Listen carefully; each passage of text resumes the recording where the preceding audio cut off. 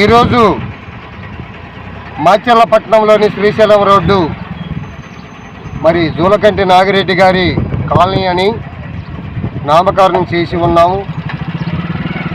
బహు కళాకారులు, రైతు కూలి మహిళలు మరి ఈ ఫారెస్ట్ ల్యాండ్ని మాకు ఇవ్వాలని తహసీల్దార్ గారి ఆదేశాల మేరకు ఈ రోజున ఈఆర్ఓ గారిని సర్వేకి పంపించి ఉన్నారు. గతంలో కూడా ఒక సర్వే జరిగింది.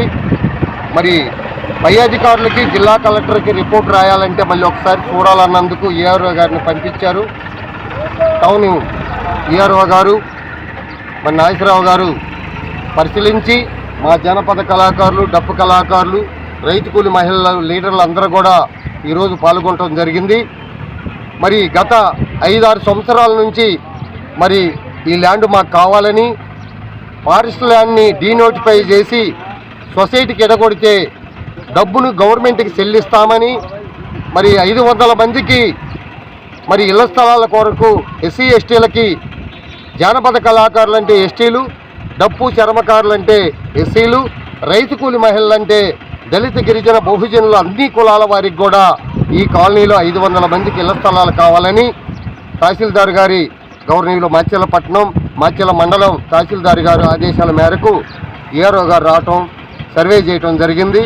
మరి అతి త్వరలో రిపోర్ట్ రాసి మీకు ఇస్తామని కూడా హామీ ఇవ్వటం జరిగింది. మేమందరం కూడా సంతోషంగా లీడర్లు ఈరోజు పాల్గొనడం జరిగింది. మీడియా మిత్రులకు, పత్రికా విలేకరులకు అతి త్వరలో జిల్లా కలెక్టర్ దగ్గరికి ఈ ఫైల్ పోతుందని కూడా మీడియాకి మీకు తెలియజేస్తున్నాం. ఆర్డీఓ గారు గతంలో కూడా సర్వే చేసి ఉన్నారు.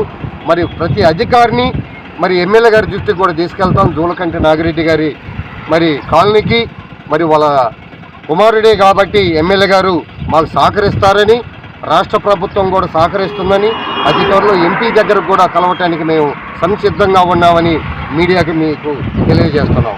అందరికీ జై భీములు, కళాభివందనాలు. కళాకారుల ఐక్యత, కళాకారులకు ఇళ్ల స్థలాలు మంజూరు చేయాలి, కళాకారులకు ఇళ్ల స్థలాలు మంజూరు చేయాలి. జోహార్ డాక్టర్ బిఆర్ అంబేద్కర్. కళాకారుల ఐక్యత, బహు కళాకారుల ఐక్యత, రైతు కూలి మహిళల ఐక్యత, డప్పు జానపద కళాకారుల ఐక్యత. అందరికీ జై భీములు.